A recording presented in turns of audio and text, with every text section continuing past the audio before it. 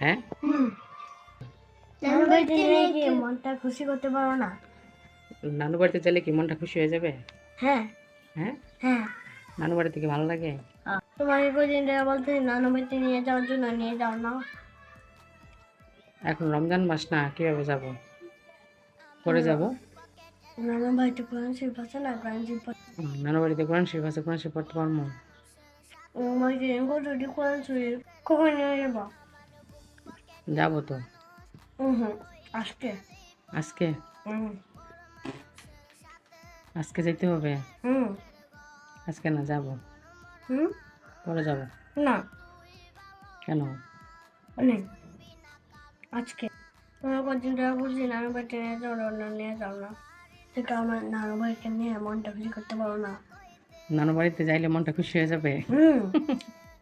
মা, তুমি